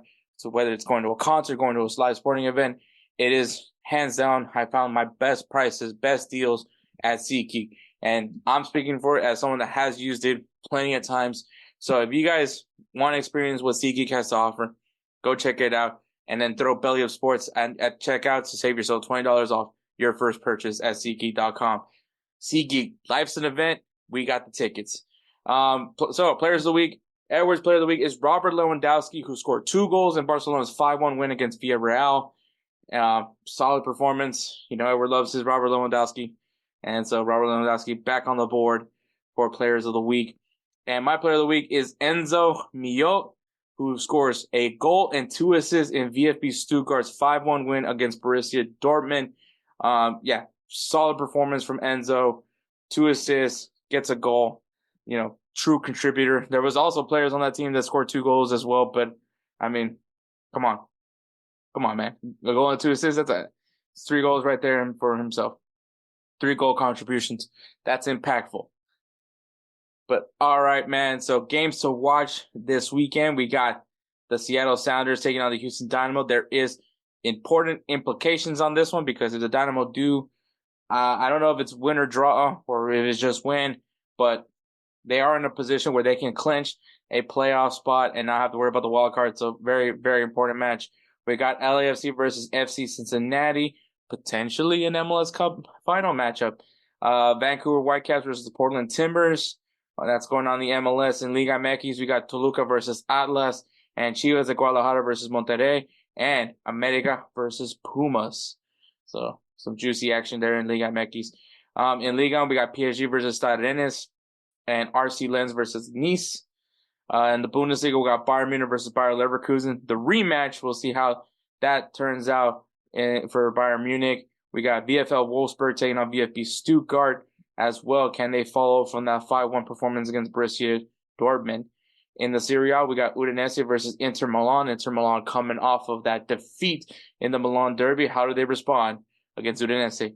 And Torino versus Lazio, 2 teams that are doing fairly well in the Serie A. We'll see how if they can keep that going. Still early in the season, but we're still got to be brought up. In La Liga, we got Osasuna versus Barcelona, and then we got another matchup for the jersey bet between me, Edward, and Spencer. Edward is once again just stepping aside because it's me and Spencer yet again. Obviously, we both collected a point from the Man City Arsenal game. Well, Atletico Madrid versus Real Madrid. Who can get some separation, or will we see another draw? We'll see what happens, man. We'll see. It's going to be interesting. See how this is definitely a very juicy year when it comes to these teams. So Atletico Madrid, Real Madrid, very, very special matchup right there. In the Premier League, we got Newcastle United taking on Manchester City, Chelsea versus Brighton, and Manchester United versus Tottenham.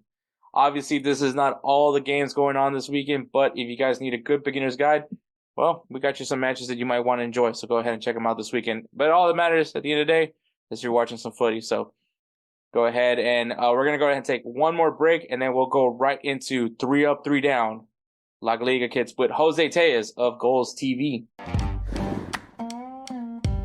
Righteous Felon Craft Jerky is the official jerky of BellyUpSports. For over a decade, Righteous Felon Craft Jerky has led the American meat snack revolution by concocting delicious, adventurous, U.S.-sourced jerky recipes for uncompromising carnivores across the country. With 15 different flavors to choose from, Righteous Felon has all jerky lovers covered, and by using promo code BELLYUP, you will get 15% off your purchase at RighteousFelon.com. Do your taste buds a favor today and rip into a bag of Righteous Felon jerky. All right, guys, 3 Up, 3 Down. It's one of the old segments that here in Insert Name FC we've had for a long time. Obviously, we always like to do the kits when the season starts. It's for the season, and so last week we did Serie A. Shout out to Kelsey for coming on to do his 3 Up, 3 Down, and now we got Jose for the first time doing the 3 Up, 3 Down segment. He's done a lot for Insert Name FC, and I'm sure he finally gets to talk about his second love. Kits, because obviously his first love is his family. Obviously. Bro, I love kits though. I like to think I'm somewhat of a kit connoisseur. I got more than a few. My wife probably hates that shit, but because it's just kits and hats, bro. Actually, and hoodies. All three of those. I have my closet's just chock full of them. I look like a hoarder, but in reality, it's just I love them, bro. There's so many kits from any era, any year that I could easily point to. What are we doing first? 3 up or 3 down? Does it matter? We'll start with the down. So we'll do, since you and me will both be doing our 3 up, 3 down for this one. Yeah. We'll each start. We'll start with the 3 and then work our way up to 1. So, what's your third least favorite kit? Ooh, third least favorite kit, bro. Look, some of this is biased because I'm not gonna lie. Like I like some players on Athletic Bilbao. I can't stand the fucking fans. Arturo Aduriz to this day is still a striker that haunts my dreams. Iñaki Williams becomes prime R9 when he plays against Barcelona for some fucking reason. So there's some bias against Athletic Bilbao that goes into this. But if you guys haven't seen the third kit, the pink with like the fucking, I don't know if you've seen it, Hector. It's, well, one, I don't know how great Castor is with kits like the brand. I don't know what quality they are, if they feel really good or not. Bilbao's had some great kits. Their home kit's fine. It's like classic Bilbao. But the third one is like a pink with like red, I don't even know how to, or pinkish, if you will, like splotches on only one side. It doesn't even go through the whole kit. It looks terrible. It looks actually awful. God awful. It's funny to me when I see this kit. It's I remember Barcelona when they had that purple kit, and I told Edward initially hated the kit just because I was like, you will never catch me wearing purple or pink, and I'm like, that's very that's a lot. I have that kit. That's very troubling if that's how you feel. And then I was like, I hate, like, becoming a soccer podcaster, by the way, could be one of the best and worst things for me, because now you learn to start becoming unbiased with some things. Yeah. Like, I start, I'm like kind of like, damn, like I'm sorry. I you know what? I'm not ashamed to admit it. I have been glazing Yamin Lamal like way too much than I should be. No, that you easily should do more, because we haven't seen a youngster like this since Messi, for being honest. Like, I'm looking at the adoption paperwork. This is what it's looking like. It's hard not to root for that kid, man. He's Oh man, a he's diamond, bro. so He's good. such a good player. It's so hard. And His assist today was it fucking unreal. I was like, dude, this kid is just, it's unreal. Like I'm like, dude, I hate that he's on Barcelona, but man, this kid's a baller. I was like, yeah. yeah. But yeah, you tend to, but yeah, it doesn't look like the kid. It looks like the badge. Like they try to copy the badge. Bro, I will say this, like I don't even mind the color. Like if they had just taken away the pink, like I don't know what that is, the fade in there on the I guess it's when you're wearing it the right side, by the Castor badge, like or Castor brand embroidery, like that to me, it's the base color is fine. The black on the top, the trim, fine. The collar and everything. It would be very plain. I wouldn't mind it if it was just that. Because I know the Barca kit you're referring to, and I have it. It's not a bad kit. Like, I like it. It's just that coloring looks terrible. Like, I don't know what the full kit looks like. Maybe it looks better when you combine it with the shorts and the socks. I don't know. But the jersey itself, though, trash. Like, I wouldn't be caught dead wearing that. Yeah, I think your Theo's gonna look at that and wonder why you didn't finish the paint job. Exactly, bro. Exactly. 1,000%. All right. My third least favorite kit. I'm actually going to Sevilla and their away kit. This is it's just so hard to like read. It's very Bournemouth. It's just like this is one of those times where you're like, you could have just kept the badge the way it was, because it's just it's really just a red jersey, and it's back-to-back Castor, by the way. But it's a red kit, which is expected from Sevilla. Like you're not, when it comes to away kits, you usually tend to like stay within the color scheme in some sense. Yeah. But bluing out the badge, it just makes it messy looking. I don't like it. To me, that ruins the jersey completely. It's already boring as it is with this Sevilla kit. That's honestly the real reason I don't like this kit. Is just it's boring, and then you take away the badge, which is probably like the only thing that would have been saving this kit for me. Yeah, I agree. It's very, very basic, bro. Like, and it's sometimes basic is good. Sometimes you see a kit, you're like, you know what, bro? I love how simple that is. It's simple, it's elegant, it like speaks to my club, and I actually stuck up for Sevilla because as shite as they're playing on the pitch right now, they are an institution in La Liga. The San Pizjuan Stadium is an institution in La Liga. But at the same time, this kit, I agree with you. It just ain't it. It just ain't it. Nah, I hate this team. This team should have got relegated last year. No, bro. I kind of feel the way about Sevilla that I feel about Everton. Like, it just, they belong there. They may not always be the best. They may not always be, the most competitive, but they kind of belong in the top flight. It would feel weird to see them drop down. But that's just me. Yeah, but you also didn't have to give away a jersey, so. Fair. You have some bias there, some strong bias there. You're good. Yeah. All right. What's your second least favorite kit? The second least favorite kit. We're going away from Castor on this one. It's a Hummel kit. Bro, it's got to be, and this is crazy because I actually like their home kit. Their home kit to me is vibes because it's always kind of the same thing, just different iteration. But Real Betis' away kit might as well be the assigned kits for every ref in La Liga. It might as well be that. It is neon with like black sleeves and black around the collar. There's nothing else to it. There's no intricate design even within the colors themselves. You're just going to be a traffic cone for 90 minutes or a safety vest, like however you want to look at it.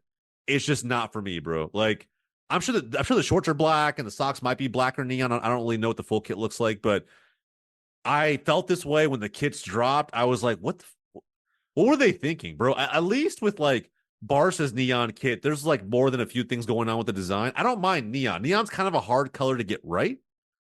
But if you're just going to straight up color the whole kit neon and have the sleeves black and call it a day, like, you might as well be, a traffic warning sign of some kind, right? You might as well be directing people on a highway, because I don't know what this does for me. Yeah, I mean, if you're a construction worker, this be a great exactly, bro. A fantastic kit. It's just, bro, I can't wear that. I can't It's can't also rock that. disappointing because you bring back a throwback badge, right? Yep. Which is like kind of become a theme now with kids. Like they're always like, "Oh, let's bring back that old badge, Mhm. for sentimental, just to get a little bit more money off of it." But Yeah. like, yeah, dude, it's one of those. Maybe it would have been cooler if it was like black where the lime green was, and then on the sleeves it'd be lime green. That could have probably saved it a little bit, but Yeah.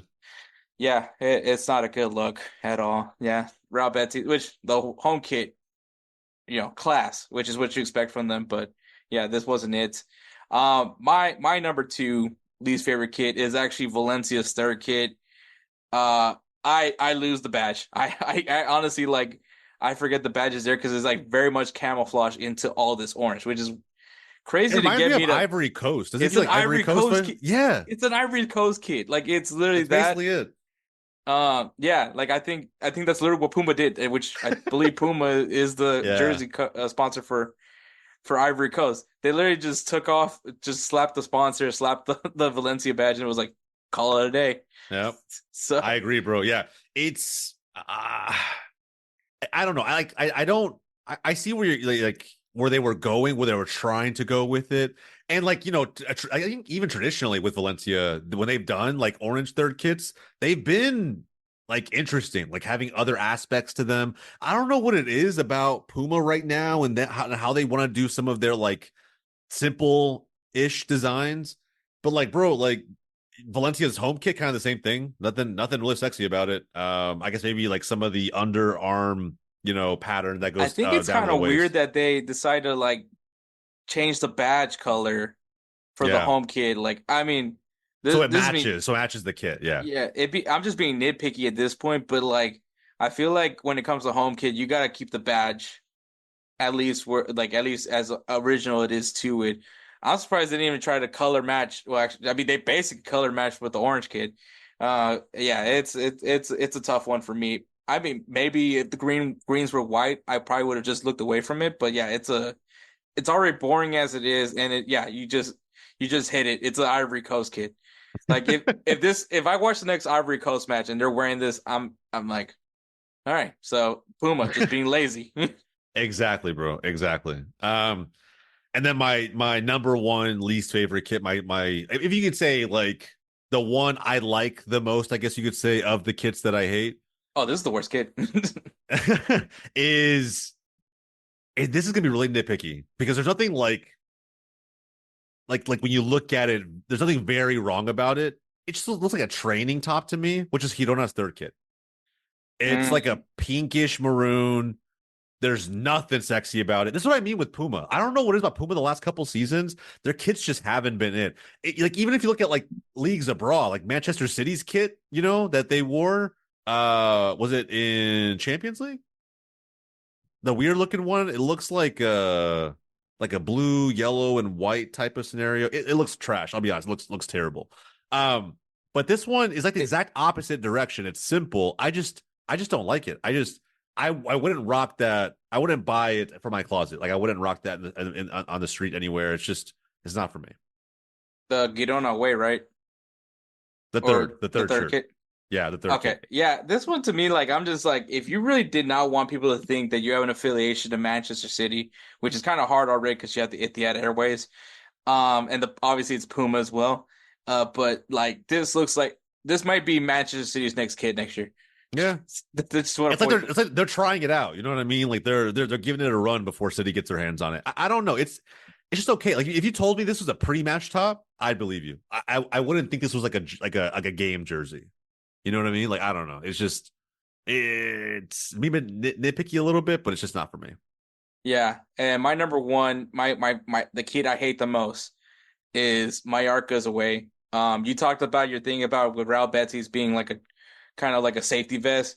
And one, Nike, I hate your templates. I hate your templates, Nike. I just do. They might be cooked. They might be cooked. I don't know. I heard Nike was slowly This looks getting like out the of the same template from last year. Yeah, I heard they were slowly getting out of the football business, like slowly outside of some very big teams. But like outside of that, I don't know how much longer they're going to be here. You know what? You say that maybe this was like literally just in the archives, and they're just like, Fuck just it. slap the Mallorca logo on and call it a day. Yeah, because I don't know, bro. I don't know. This is not it, man. This is disappointing. Yeah, I mean, the home kit for Mallorca is interesting enough, but still like kind of an eyesore, but not enough for me to hate it. But yeah, this one is just kind of how you said about Real Betis. But yeah, the Nike templates are just so hard to like now. Like Mhm. I know everyone has their templates. I understand that, and I'm okay with that. Like I'm not one of those fans that like, oh my god, it's so unoriginal. Everybody has the same template. Yes, but at least like Castore and Adidas, they try to differentiate in some sense for every team. It's hard not to like not have it look the same because the template's still going to be the same, but at least there's some uniqueness. Like Arsenal's kit looks nothing like Real Madrid's and vice versa with Bayern. Like they're same template, but doesn't look the same to me. So I Yeah, mean, I agree. but all right, the positives, the ups, the good ones, the ones we like. What's your number 3 top kit?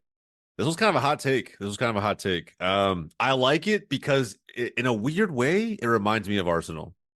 In a weird way, I'm gonna go with Las Palmas kit this season, the home kit.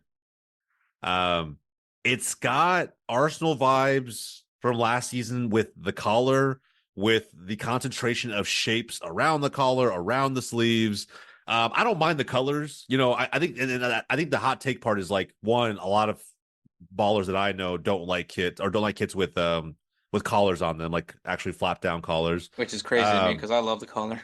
Yeah, I think it's fine. I don't have a problem with it either way. But this is very vintage Las Palmas, and despite the fact that it's a Hummel kit, I think they did a really good job with this. You could see like a pattern within the base yellow color. You can kind of see the fade into the triangles on the shoulders. Like, I don't know, it's got some Arsenal vibes to it for me, and that's a reason why I like it. Honestly, man, like this takes me back to like the 90s, man, when I look at this. Like I love all the kids from the 90s, like from I think everyone's trying to get like an 89 to like 96 kind of era kids like it, but obviously this is different because it's not baggy. It's like it's still going to be like a tight fit, form fitting for like now what football is now when it comes to the kids.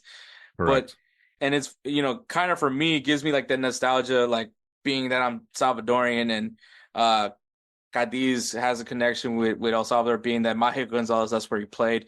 And so like I used to play with Cadiz a lot in FIFA, trying to get them promoted to La Liga. And I remember seeing their kids kind of like this, and I always thought it was kind of cool. Like yellow, I don't know what it is. I like a good yellow kit. Makes me think of Boca Junior as well. So it's like kind of a real cool kit that I think honestly, if you're like a kit collector, this might be one of those ones that you try to nab because I think Hummel did a really good job with this one. Yeah, I agree. All right, my number 3, my third favorite kit for this year in La Liga, and I'm going to Real Valladolid. They're probably not going to stay for long this year, but their away kit.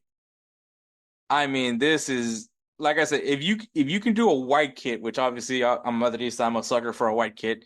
Just that's how it is for me. But to put like that unique pattern, like you had like half the badge be red and half the other side be blue.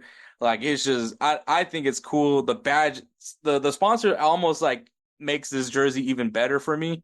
Like I like it. I think it's clean. Kind of gives me Crystal Palace vibes also at the same time. And I actually Yeah. like a lot of Crystal Palace kids, so it makes a lot of sense why I like this kid as well. So Kappa, I like what Kappa does. Kappa does a lot of cool stuff for kids. Yeah, this is definitely unique, bro. Definitely unique. I think it's easy to get this one wrong because of the change in the contrast in colors. It's very easy to get this one wrong, but I agree. I think they crushed this one. Yep. I think my next one, and bro, this will let everybody know just kind of how I think about football. I'm so nostalgic. I'm like so romantic about the game. I was really torn on number 2 because like when I thought about these kits, like I was torn on 2 of them. I didn't want to pick the same team for 2 different spots, so I wanted to mix it up. I'm gonna go with the classic home Real Betis kit, and you can see a trend here, Hector. You can see a trend, bro. It's not too dissimilar from the exact model template that they use for Las Palmas. Very similar in how it's structured. It's just like much more classic. The classic green and white stripes, the collar, the shapes around the collar. It just, if I was a Betis fan, which by the way, I mean, they have a fantastic fan base.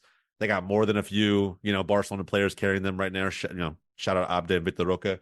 But if I was a member of that fan base, I would be pumped to rock this kit week in and week out, bro. I really would, and it's all of it. So I think I just imagine the Betis kit feeling good when you put it on, but even when you see it, it's kind of got this pattern to it that the Las Palmas kit has to it. You know what I mean? Like it's not just plain stripes up and down. I'm also a sucker for green, obviously. Golz TV.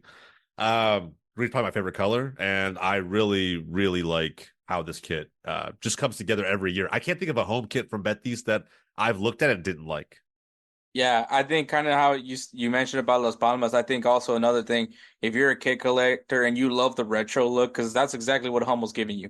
Yeah. Like if you love those 90s, late 80s, early 90s like kit designs, like Hummel's giving it to you in a modern way. And Las Palmas, they knocked it out of the park. And I think Real Betis, like, they're coming with the stripes. They're going to have that white and green kit. And for it to be what you expect and still be awesome and different, like this is one that fans are should be buying off the shelves. Like this is, and I think once again, kit collectors, I think should be definitely on top of trying to get one of these kits because I think it's a really cool kit. Maybe hop on the Victor Roque bandwagon before it gets hot. Yes, sir. So, yeah, I think a very, very solid kit. So I agree with it 100%. My number 2 pick, and this kind of goes back to like, as becoming a soccer podcaster, now you start looking at teams in a different way. And honestly, probably should be number 1, but obviously I'm biased and I'm never put this team number 1. But bro, Barcelona's away kit is unfairly hard. Like this is just like when they say tough, but the young people say tough, this is tough. Like, yeah, bro. No one can hate a black kit, and then you can't mess up a black and red color scheme. You just can't. You do, and then you do the thing I liked about the purple kit that y'all dropped a few years ago, which is that cool badge look where it's like as you move it, it changes color. Like, yeah. It's a knockout. I can't wait to see the incorporations that Spotify does with like different artists with that kid with the red. It's just gonna pop. Whether it's whoever artist is not involved with P. Diddy, this is gonna be a great kid. Yeah, bro. And I'll spoil my number 1. This is my number 1, hands down. Like when I saw it come out, I was like, I don't think there's gonna be a kit in La Liga this season that I will prioritize more than this one. If I was going to be nitpicky though, and be fair here, like you said, right? We talk about these things a lot. Nike, what the fuck are we doing with the collar, bro? Like it's either a collar or it's not. And it's like this weird, like you could turn it into a turtleneck. Yeah. I don't know. They did the same thing with the international kits too, like Brazil's kits like that. I'm just like, brother, I don't know. It's like, it's just weird. It makes me think of like not the 90s, like the early 2000s where you had like the reversible. Yeah. So you don't know what to do with the collar, but it can go both ways. Like I don't know, bro. To me, the home kit doesn't have it, but the away kit does. It's just kind of weird. But put that aside, and that's a very small thing for me. Put that aside. This kit is beautiful. Like I remember, was it the 21 season that we had our last black kit? With the gold lettering and the numbers. I want to say that was the year. That was a fantastic kit as well. And I've been waiting for a black one since then. This one, it could possibly be even better just because of the black and red. Like I love that color combo. You throw in the blue on the side, the changing of the red to the blue on both the Nike and the Barca badge. It's bro. I'm getting this one. I haven't gotten it yet, but I am definitely getting this one. Yeah, like your boy Bronco is gonna put this on the too hard category. Facts, big facts. I need to watch his videos. I need to get back on it. All right, my number 1. Obviously, everyone should be expecting this. It's not shocking who my number 1 pick is. Everyone knows the club that I support. Fair. Day in, day out, this is my club, and Adidas I'm just you keep making me broke. Like you guys keep like I'm never gonna be able to buy a house because of you. Like I mean, besides this economy, but I'm like it's just never gonna happen for me because this Real Madrid third kid.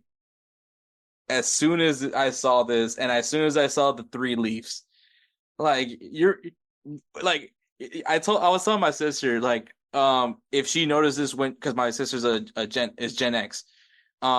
I was like, did you notice when commercials were just kind of giving you references from like your time period?